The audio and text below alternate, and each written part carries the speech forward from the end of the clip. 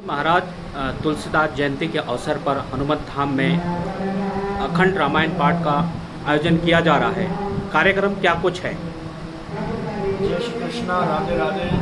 मैं यही विनती करता हूँ जो यहाँ हो रहा है, जो हनुमान जी के लिए हो रहा है, तुलसीदास जी के लिए हम कर रहे हैं, जो भी मतलब उनकी वाणी जो है उसको हम जो है गायन कर रहे हैं और उस गायन से हमारा जीवन तृप्त होगा, ये निश्चित है।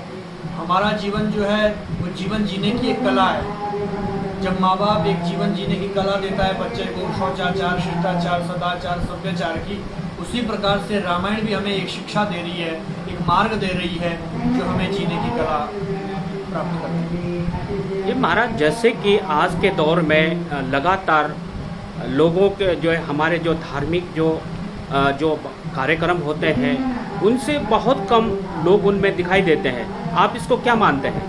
ये जो है अंधकार का प्रतीक है, क्योंकि आदमी के लिए जब तक आहार शुद्ध नहीं होगा तब तक शरीर शुद्ध नहीं हो सकता है, जब तक विचार शुद्ध नहीं होगा।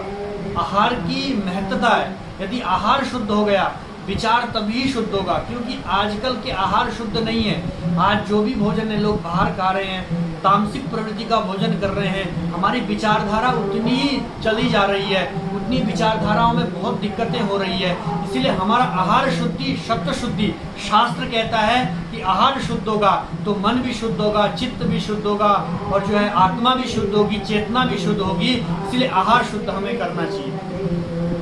महाराज, जैसे कि आज का जो युवा पीढ़ी है, खास करके जो हमारे धर्म, हमारे रीति रिवाज इससे दूर होता जा रहा है, इसको आप क्या मानते हैं?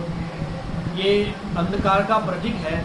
हम सब लोग अनेकों जगह जाते हैं, दिल्ली, नोएडा, गुड़गांव, राजस्थान, उदयपुर, हमको देखने के लिए मिलता है, क्योंकि जब तक हम संस्कारी नहीं बनेंगे, क्योंकि हमारा जो सर्वप्रथम गुरु है वो मातृशक्ति के रूप में विद्यमान है। यदि हमारी मातृशक्ति आचरण के सहित, हमें संस्कारों के सहित उसको हमें मार्गदर्शन करती है, या पुराणों का बोलो या शास्त्रों का बोलो या जीवन में किसी रामायण का बोलो, किसी का भी आप समय समय के अनुसार अध्ययन करा रहे हो, आप जो है निरंतर उनको संस्कारों की उपाधि दे रहे हो, हमारी मन की शांति भी तब होगी जब हमारे संस्कार निरंतर भगवतमय होंगे। क्योंकि अंधकार जो फैल रहा है, जो हमारी मानसिकताओं में कोई बहुत सारे लोग होते हैं, हमारे पास बहुत सारे लोग आते हैं जो मानसिक से परेशान हैं, कोई अपने जीवन से बहुत परेशान है, क्योंकि हमारे जीवन में संस्कारों की बहुत ज़्यादा कमी है।